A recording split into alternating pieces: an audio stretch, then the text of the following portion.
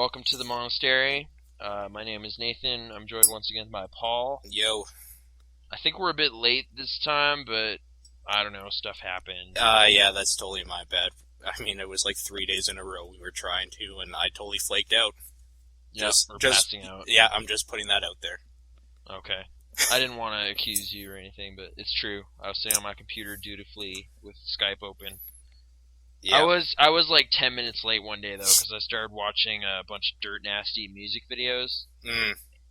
And that is more important. I mean, let's be serious. I did buy his first album, which was probably a mistake, but, I mean, Cracker Ass Fantastic is a great song, so I'm not going to apologize for that. And you shouldn't. You should never apologize. I did get a bunch of music this week, and I debated having a music minute, but I don't know. What did you get? I got Das Racist actually put out an album proper, which it's not as good as the free mixtapes they put out last year, which is kind of sad, but it's okay. It has some okay stuff on it.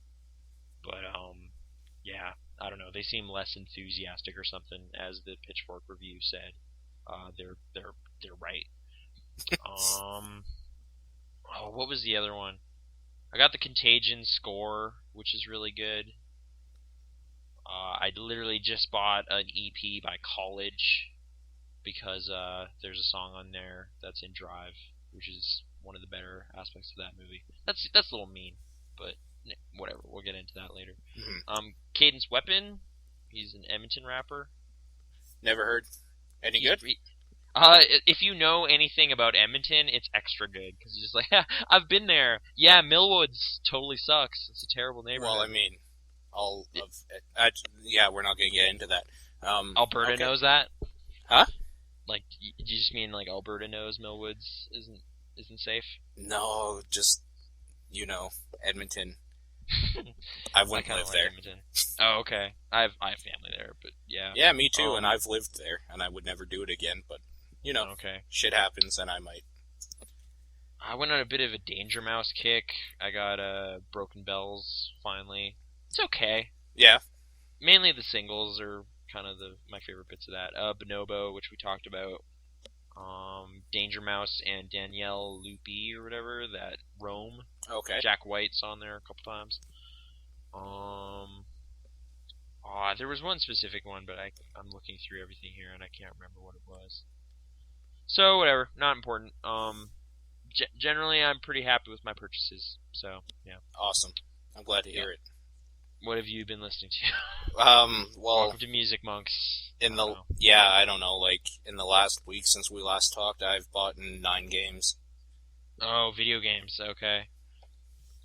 Catherine, you were playing Catherine? I started Catherine. I mean, already I can tell that's kind of a movie, so I might talk about that one day. Yeah, it's kind of like an anime series that you have a hand in. I kind of like it.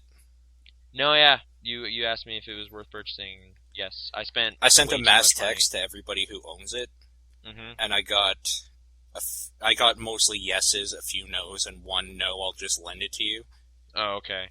But I bought the collector's edition, and I don't regret my decision. I wear those boxers every week. I wear that shirt on a regular basis, so totally worthwhile. That's pretty good. Yeah. Other than that, Super Scribblenauts, Fallout New Vegas, Def Jam Rapstar, Castlevania Lords of Shadow, Rise of Nightmares, Knight's Contract, Crisis 2, and Bulletstorm. Dang, okay. And I've been playing Shadows of the Damned quite a bit. That game's really good. I really like it.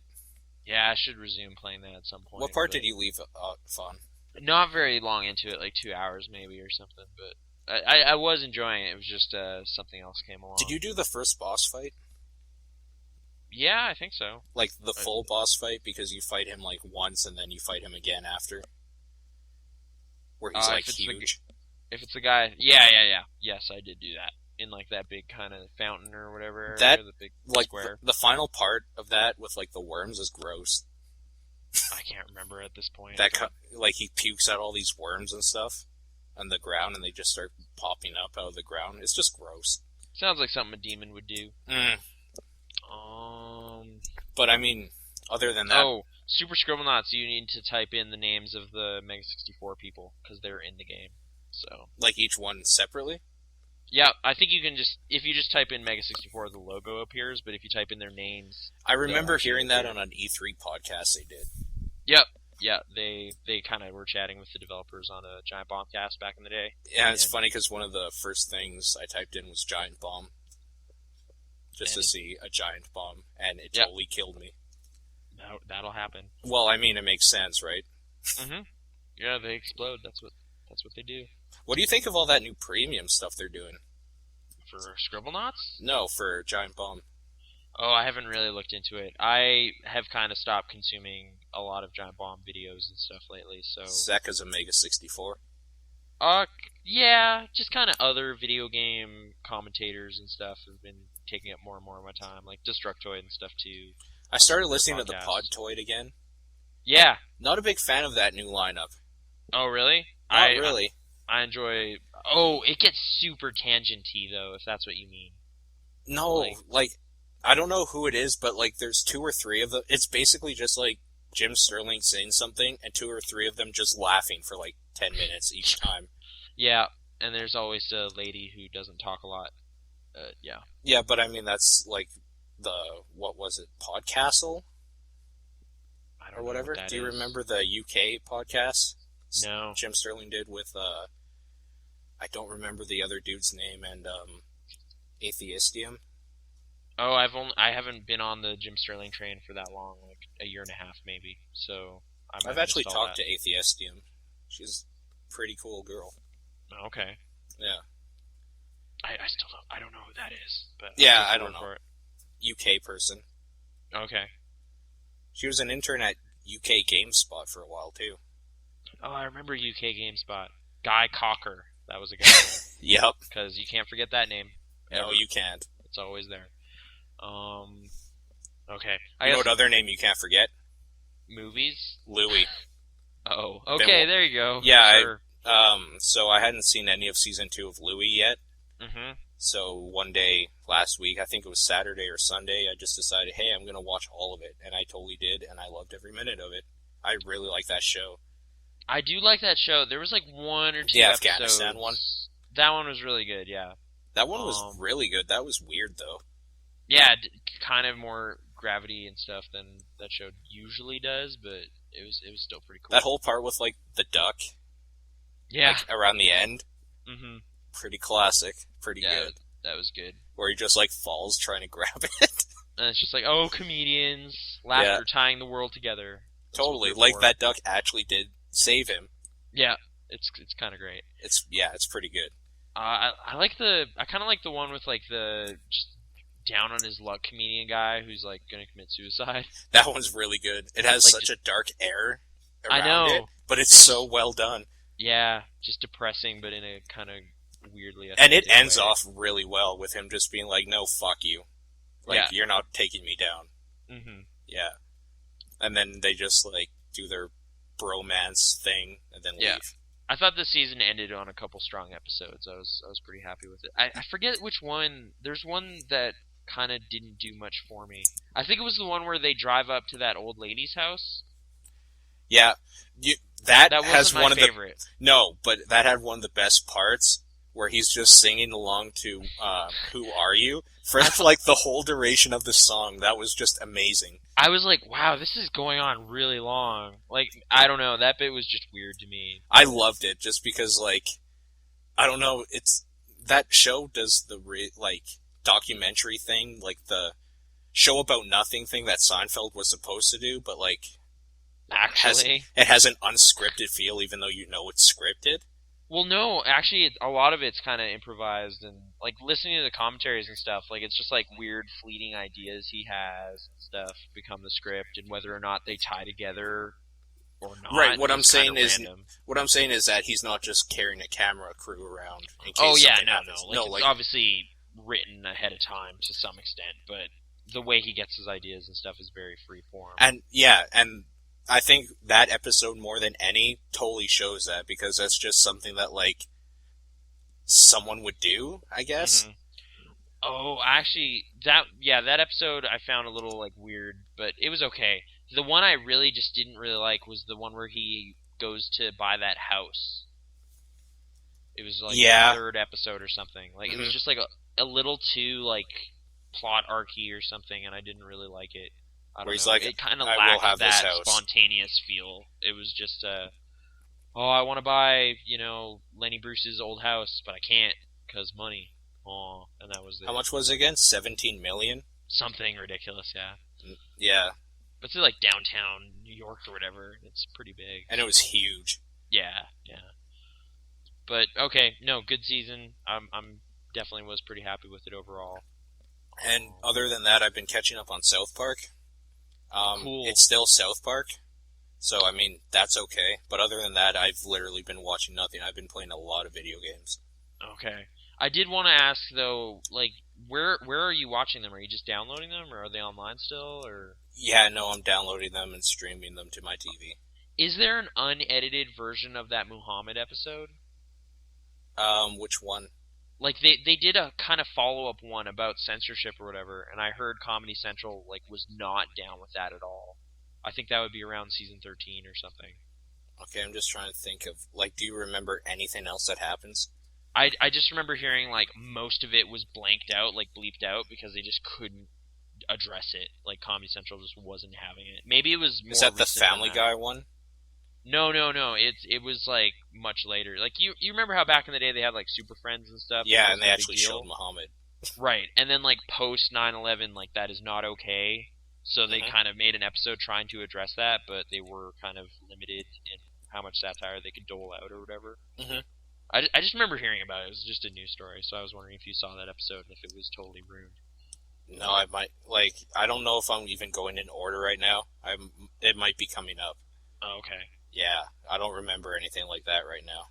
Oh, okay. I've been meaning to catch up on too. I can't remember where I trailed off. But it was it's, during like, one of their hiatuses or whatever. it's a so- great show to just pick up and, like, watch a few episodes of when you're bored, but it's not something I want to, like, plow through, you know? forever. Yeah.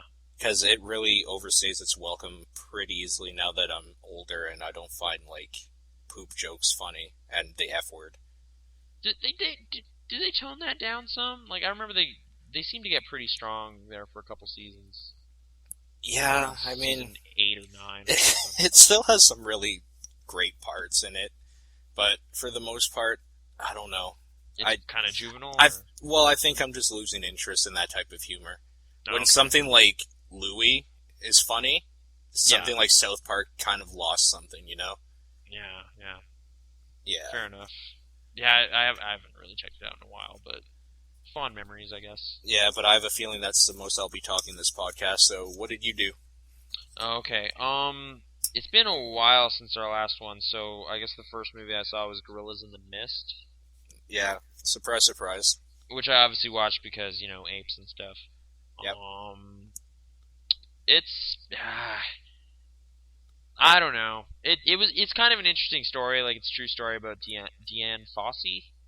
Mhm. Diane Fossey, yeah, whichever. Sigourney Weaver plays her, animal activist person who basically her main thing is trying to stop the poaching situation, Great.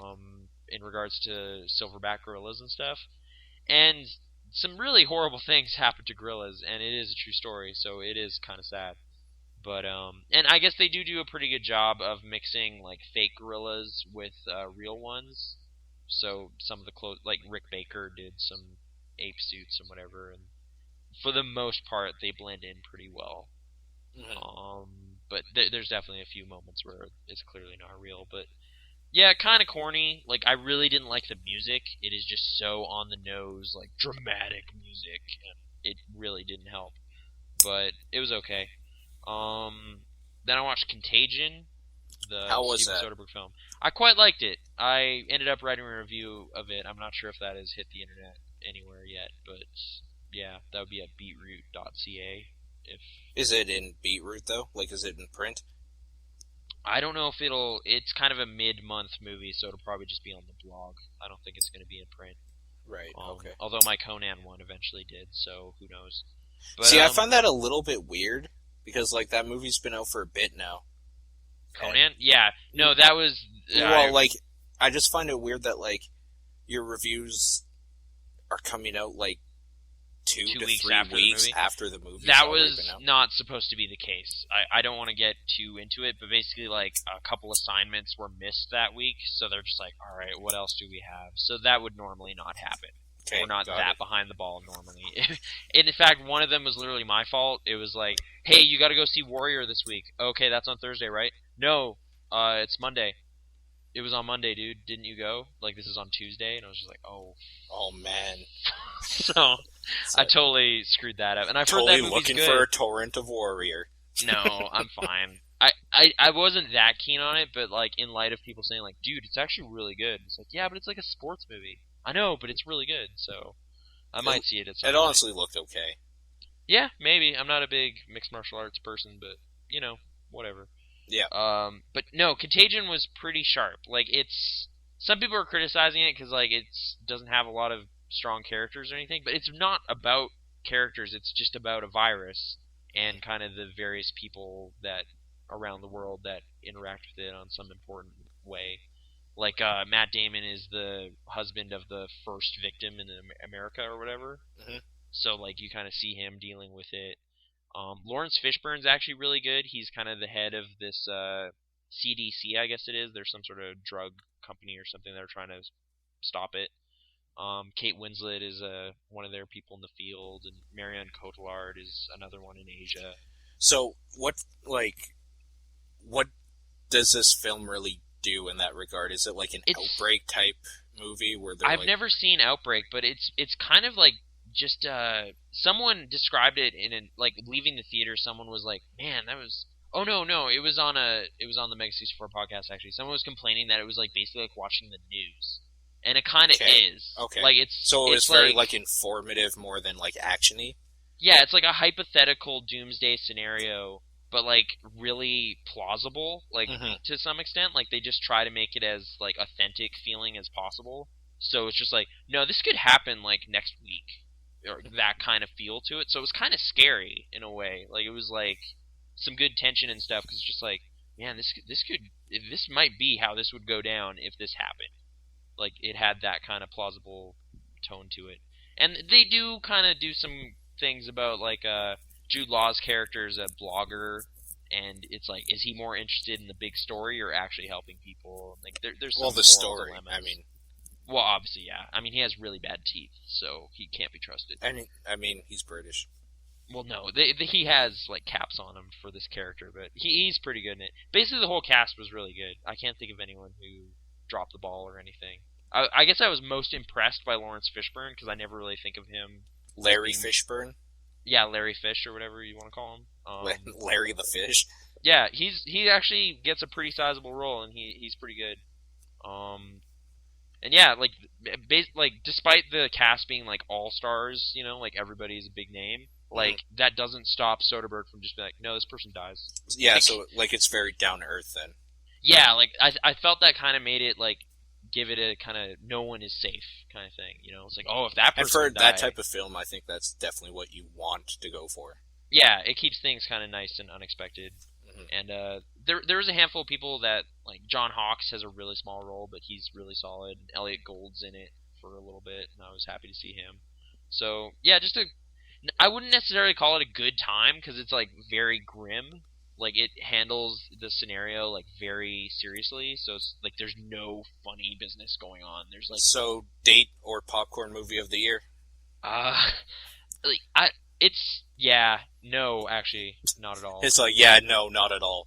I was like trying to recommend it because like I think it is one of the better movies of this year, but it's like hard to say it's enjoyable. Like it's more just like, hey, do you like being kind of creeped out?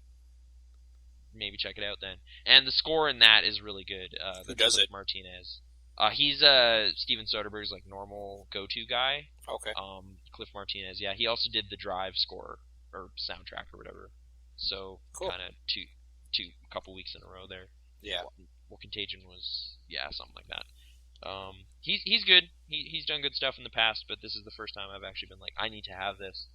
So like a lot of moody synths and stuff. Just looking. Oh wow, yeah. Even like looking at the name of this movie on this list, I like forgot this was a movie. I watched Sudden Death, which Jean-Claude Van Damme. Jean-Claude Van Damme, At Pittsburgh his finest. Penguins versus the Blackhawks in the Stanley Cup final, but there's bombs in the stadium. It's Yep. not very good. It's It's a Van Damme movie. I but like I thought there'd at least be like a reckless kind of campy action thing. There's like barely any action scenes. Like a lot of it's him sneaking around the stadium disarming bombs. Like it was like Metal Gear Solid 2 or something. But you don't get to do anything.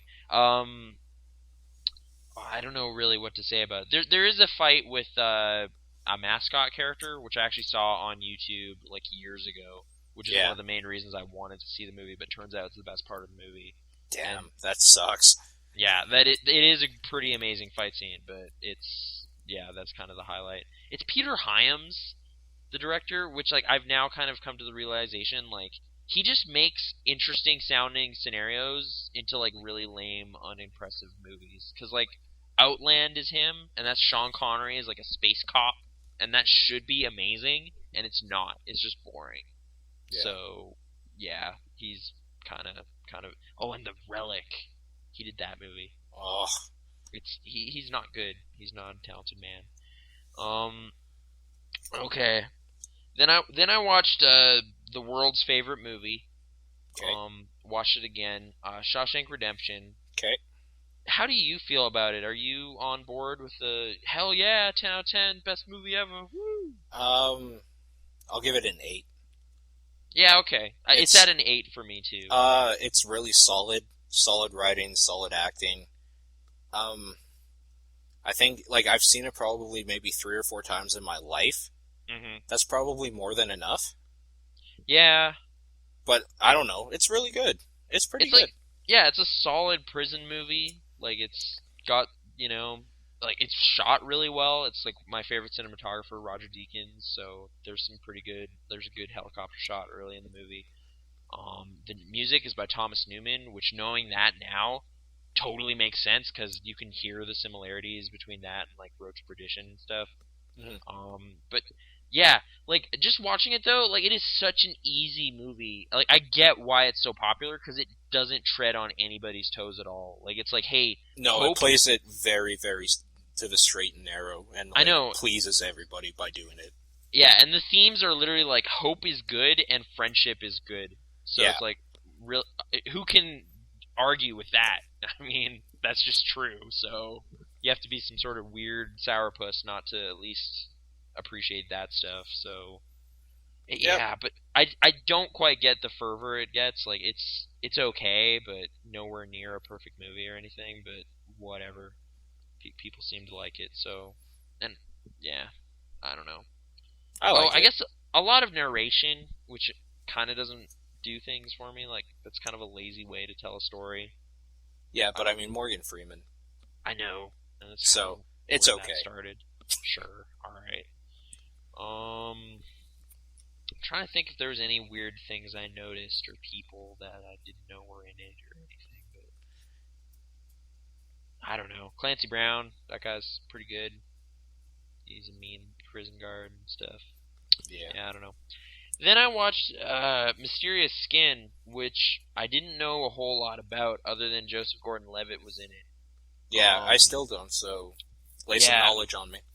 Like, basically the reason I watched it is, like, we just started school and I'm in a contemporary queer cinema class.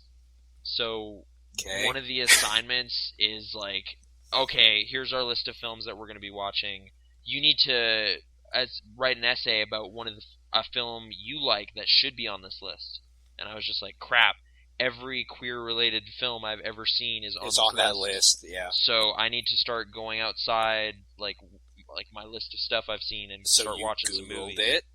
No, I knew Mysterious Skin existed. I was told it was really good. Mm-hmm. So I was just like, all right, if it's really good, then maybe it should be on this list. I'm going to go watch it. I don't want that movie to be on that list because, man, it's disturbing. Like, it's NC-17. I didn't know that, but it should be, and, rightfully so. So what's it about? Oh, man. Basically, the movie starts with, like, 2 8-year-old kids. They're on the softball team, and their coach is a pedophile, and, brings them home, and horrible things happen. One of them is, like, kind of, it's like a sexual awakening for him, that character grows up to be Joseph Gordon-Levitt, and like it's just kind of a formative part of his development or whatever. And the other kid is horribly traumatized and becomes like just this like basket case kind of thing. Like he'll pass out every time he's reminded of it, has weird nosebleeds and things. His brain kind of does all these defense mechanisms to convince him it was actually an alien abduction that happened. So then it jumps to like a decade later, and it's like him trying to figure out what actually happened, and Joseph Gordon-Levitt just being a male prostitute, and his life is all totally messed up. And it goes on like that, and the two characters kind of in their separate stories as they kind of get closer and closer to kind of reuniting and confronting what happened. And yeah, and then they do, and yay. Wow. But it just like the way have you seen Happiness, the Todd Solondz film? No. Okay, just like that movie also touches on some pedophilia stuff, like with Dylan Baker's character. He is a pedophile, but they kind of like tiptoe around it better. Like it'll be like, okay, you clearly know what is going to happen next, so we can tastefully go away now and leave that up to your imagination.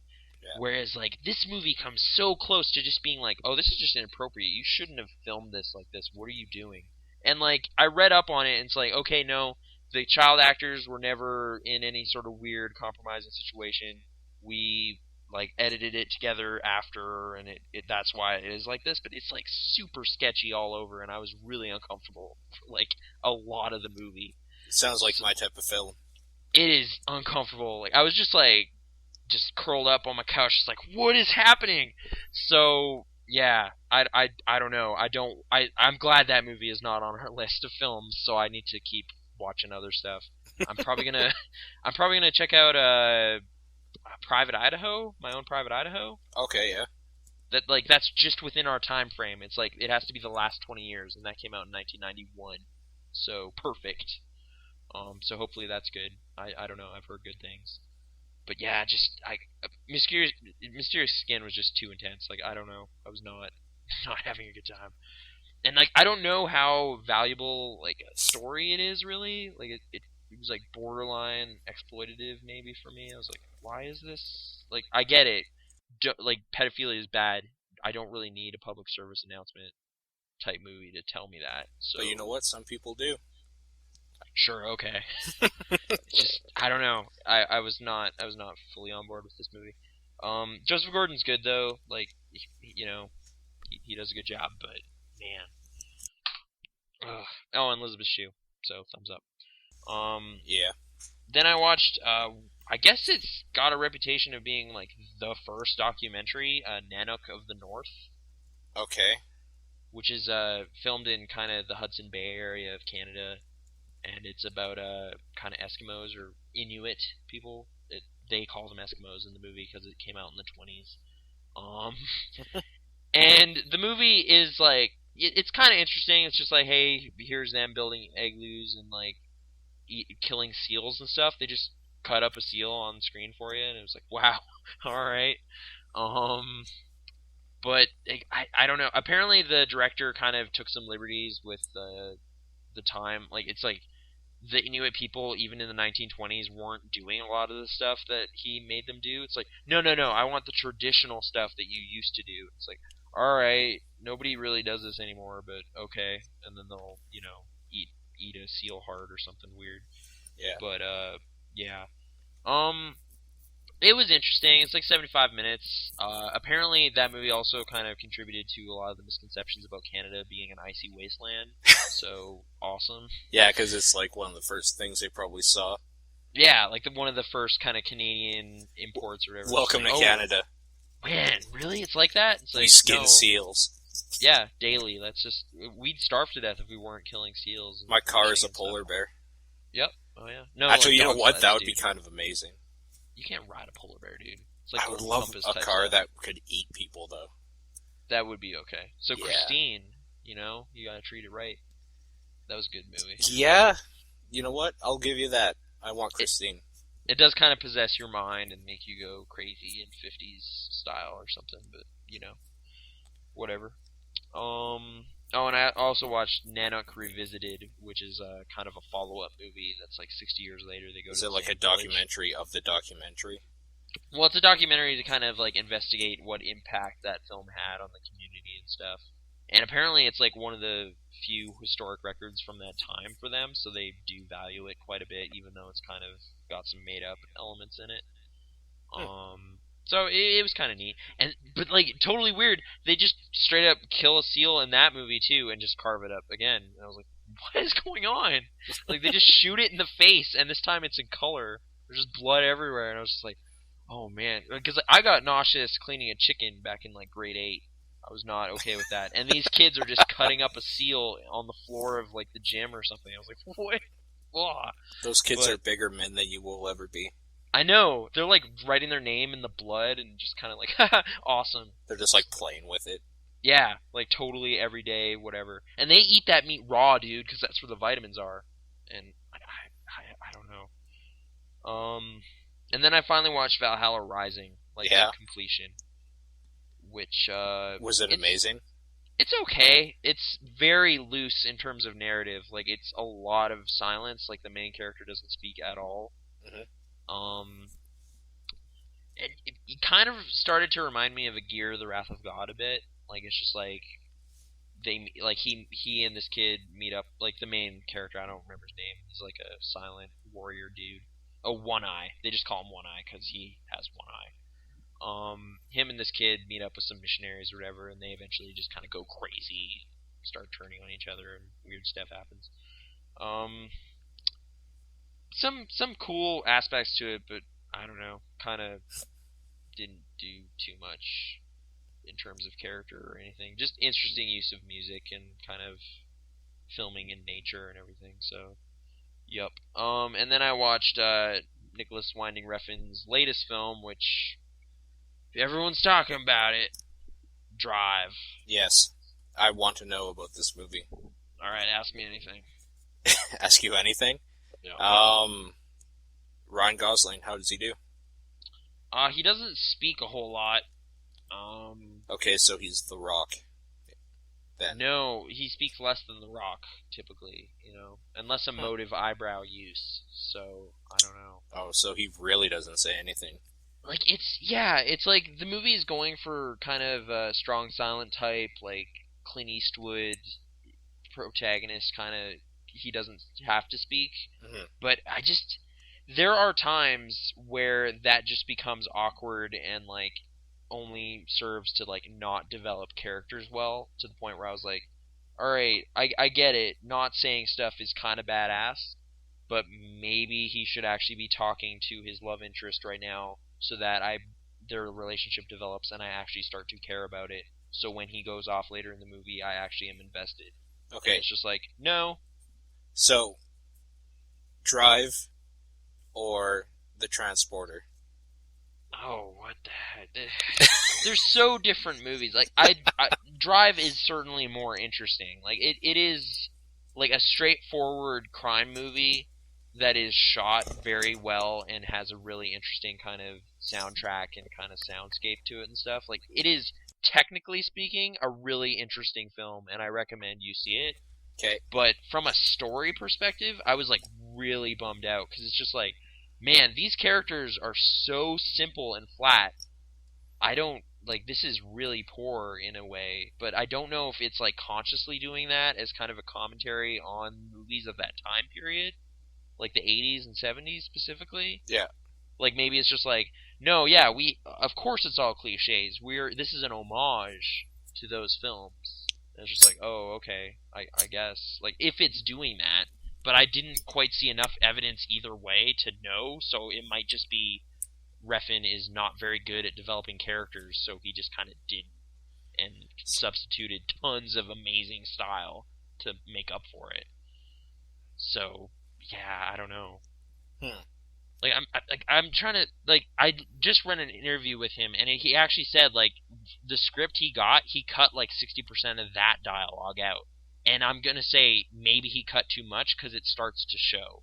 Like, it's like, this scene now is terrible because they're just standing there awkwardly to the point where it's ridiculous. Or this scene no longer makes sense because you took out an important piece of dialogue. Well, like it's not incoherent in terms of plot. Like it is very simple plot. It is uh professional getaway driver guy starts to fall for this neighbor lady and starts looking after her son a bit. Uh her husband comes back, is involved in crime. Crime starts to get too close to them, so he goes to stop that from happening. And there you go. Like it's so A to B, simple story. That I don't know. It still works. Like you're never confused. It's more just like there's no impact to some of the scenes because there's no kind of relationships between the characters because they've just been standing silently near each other. That doesn't automatically make chemistry happen. They have to be having fun and talking. But I guess the one like kind of excuse I'd give it is there is some pretty gnarly violent stuff that happens that Ryan Gosling does later in the movie. And it would seem weirdly like kind of bipolar if he was in one scene being like friendly stepdad or something, and then in the next scene totally mashing a dude's face. So then it wasn't necessarily out of character. Yeah, like he is consistently some level of crazy or like borderline psychotic the entire time. So it is appropriate. It's just kind of not that interesting to watch, and some of the later movie kind of character stuff kind of falls flat because of it. There's really only one thing I care about. Mm-hmm. Christina Hendricks. She's barely in the movie, so... So, don't see this movie. Got it. Well, it's no, you said it all. It's an interesting film, but it's... I don't know. It wasn't quite everything I thought it would be. I don't know what I even thought it would be. Albert Brooks is really good in it, though. I'm going to say that.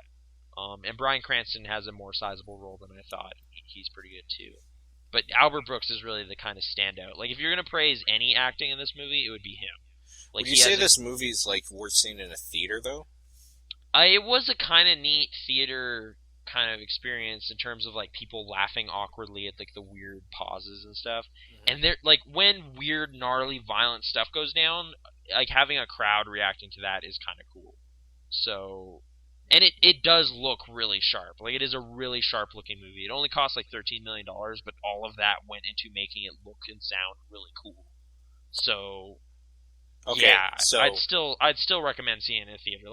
It's, like, barely a recommendation from me just because, like, the story and stuff is so shallow that there's just not much to dig into. Like, leaving the theater, I was immediately like, wow, yeah, that was pretty cool. And then, like, half an hour later, after just like going back through it, it was like, I guess I never need to see that movie again. Like, it's just there's not a lot there other than like really cool cinematography. So really, it's just entertainment. Yeah, it is just entertainment. Like, it will not change you as a person at all. I mean, very few things do. So, Drive or Driver, the 1999 video game? That did recreate the kind of car chase in the French Connection, so I don't know. That's a tough call. Okay. I haven't played that in a while. I'm sure that game... I think I'm going to go with that game because you are the wheelman. Yeah, you're right. You're not just... I am Ryan Gosling. They don't give him a name either. Like, that kind of further... What's his name, then? What's he credited as? He's credited as Driver throughout the movie. Oh, snap. Yeah. Going back to the game. Yeah. Throughout the movie, they just kind of address him as, like, oh, our neighbor, or, like, hey, friend, or whatever, or, like, Bryan Cranston calls him Kid, because he works for him, or whatever. Like, just a lot of, nicknames and stuff. But, I don't know. It left me feeling pretty cold, considering how much praise it's getting and such, but, I don't know. Like, still good, but not one of my favorites of the year. That's really kind of disappointing because we were both looking forward to this one. Yeah, and like in the moment, I was definitely like kind of like, no, this is definitely interesting, but it wasn't. There's nothing long term there. I don't think. I don't know. Mm-hmm. Real like the soundtrack though is good. I'm probably just gonna buy that. And then I'll have everything I really need from this movie. And there's some really good like just scenes sprinkled throughout. But, like, some of the in-between stuff is just... It's not even, like, bad or boring. It's just, like... You didn't find it interesting. Well, like, they're not developing characters. They're just kind of... Those characters are just on the screen. Right. And I guess one of the things I just kind of thought about is, like, you could sum up every character and their kind of inspirations and goals and everything in like 2 sentences at most. So that's kind of bad if it's that kind of clear cut. Like, yep. Every character is kind of some manner of cliche, and how interesting that how much the style makes up for you is kind of dependent on how much you like, that kind of thing. Like it's like a dumb revenge movie from the 70s told in like the visual language of an art house film. So I think that's why a lot of critics are like, "Oh, this is really intelligent." It's like, no. It's as stupid as those movies. It's just kind of telling it in a way you understand and appreciate. So don't be fooled or whatever. Like, there's really not much there beneath all the gloss or whatever. So yeah, I was a little bit disappointed, and I've certainly already started getting some like blowback or whatever on my Twitter feed and everything, but you know what? Whatever. Opinions. We all have them. Yep. Oh, and I started watching Band of Brothers this week. How is that? Have you seen it or? No, I've been recommended to see it, but never. Yeah, a lot of people recommended it. It's pretty good. It's definitely high budget kind of HBO television, so they do good work. I guess it's kind of like, how interested are you in seeing like World War II battles that actually happened recreated with a big budget? Okay. Like if like there's not really any characters or anything to get too invested in, but like the action and combat is definitely well realized, so it's some level of entertaining. I don't know, yeah. Simon Pegg was in it briefly. So this weekend, Straw Dogs came out. Yeah. I might see it. Why? Because I kind of want to. Have you seen the original? I saw most of the original. What? Why'd you turn it off? I'm sure something else came up and I just never got back to it. That seems to be the reason why I don't go back to stuff. Okay. I don't know. Like, I think we kind of had a discussion earlier, or some other time, about remakes.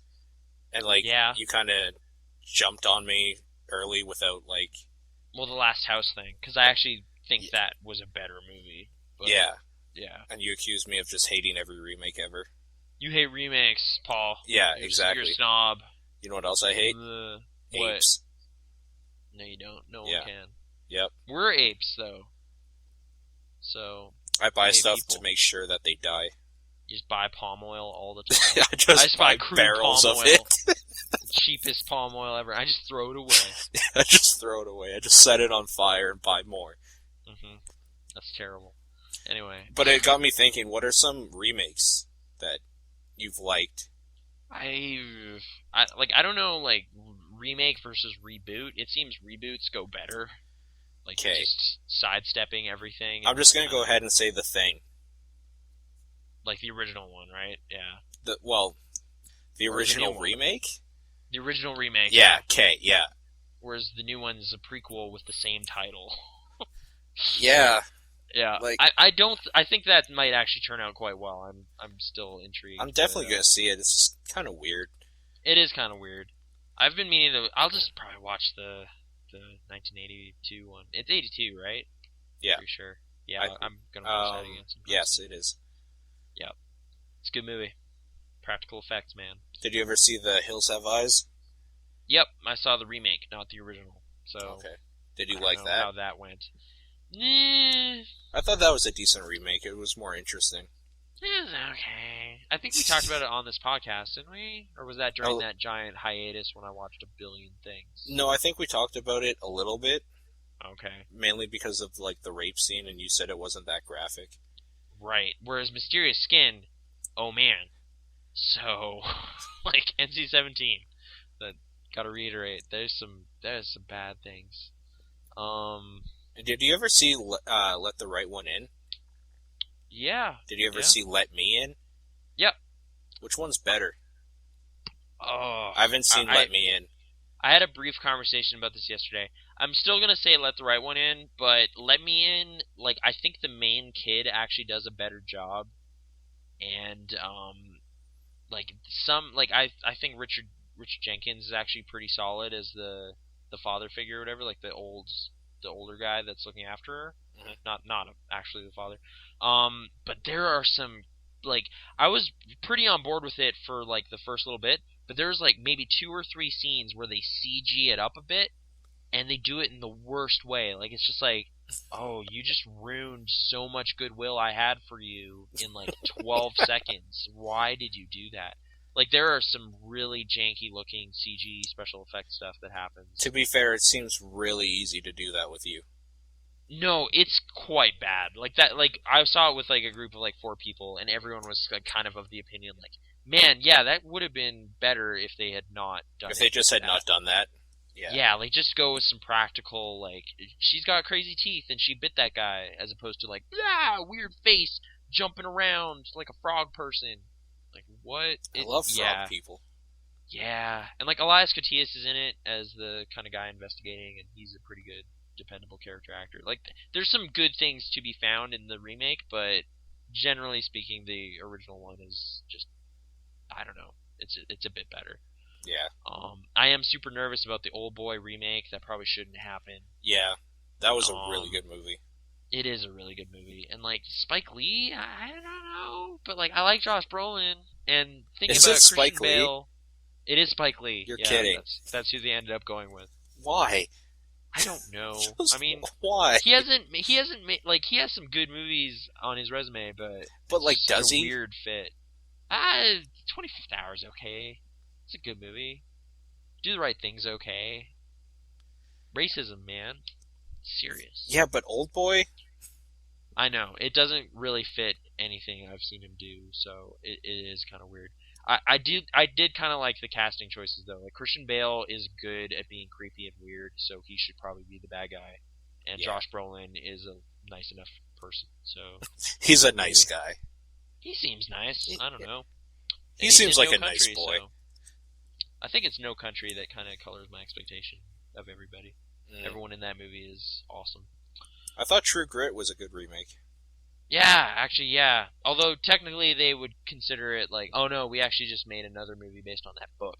I guess if you want to include those, Solaris, man, Soderbergh kicked Tarkovsky's ass. Boom! Controversy. Never saw it.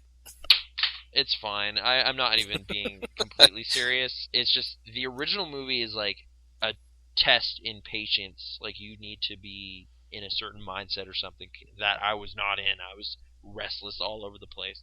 So Soderbergh's movie seems like a roller coaster in comparison. Like, it's just fast paced. 10 minutes in, you're actually on the space station. So how about that? I don't know.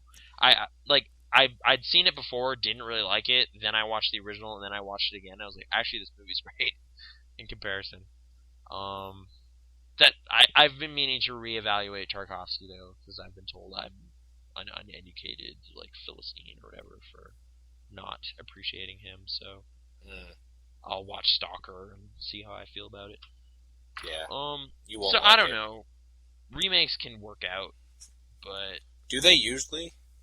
Like, what would you give? There's some that are totally inconsequential, like Fright Night. Like, that's fine. Do that. Yeah, Fright Night was awesome. I'm trying to. Like, I really liked it. Like, I never saw Sandlot, like, either of them, so I don't know if that was a bad thing they did. The Sandlot? Yeah. I liked the Sandlot. It was okay. Like the Billy Bob one, or Walter Matthau? I never saw that one, no. Oh, okay. I'm just saying, like, weird remakes that they seem to do. Like, yeah. What's on the table, like, for upcoming stuff? For upcoming remakes? Yeah. Well, I mean, The Thing, technically. Yeah, I know, but... Like, I don't know if you can count that. I did like the Dawn of the Dead remake, probably more than the first one.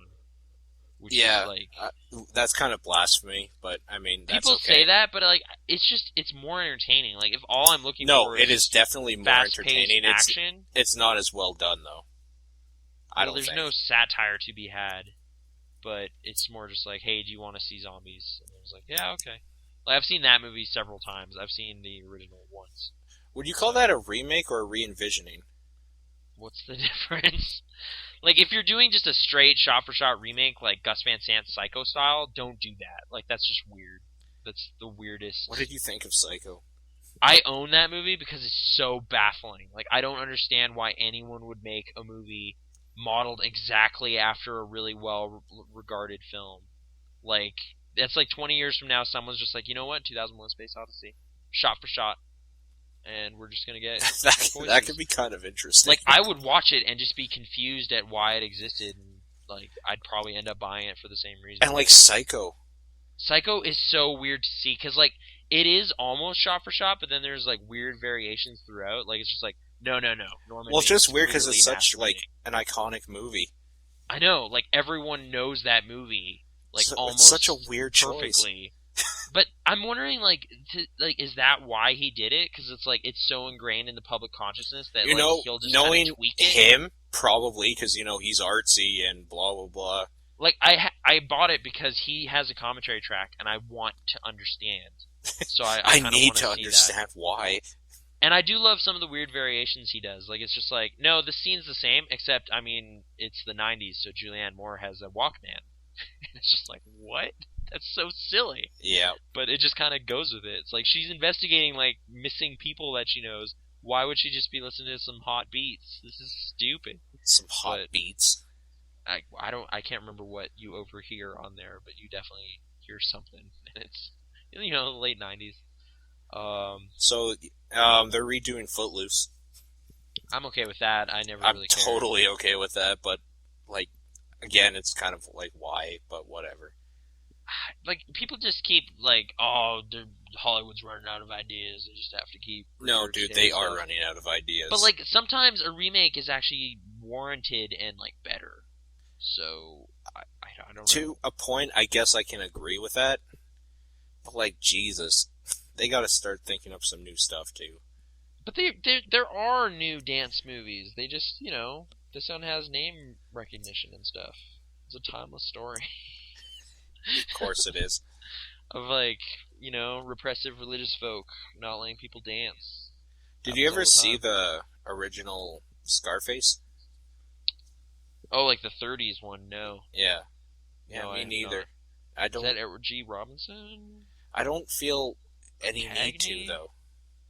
I didn't like the De Palma film, if that's your next line of inquiry. Are you a fan? Of that film? Yeah. Yeah, it's okay. Okay. Like, yeah, it's okay. Like, I don't disagree, but it's not, like...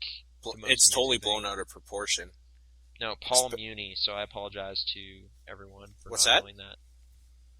Paul Muni is Tony in that? Oh, I have no idea who that... I thought it was, like, one of the more bigger stars from that time period, but I guess not. Scarface. So, they should probably remake Harry Potter. Just saying. Well, eventually, yeah, obviously. No, I mean, like, next year.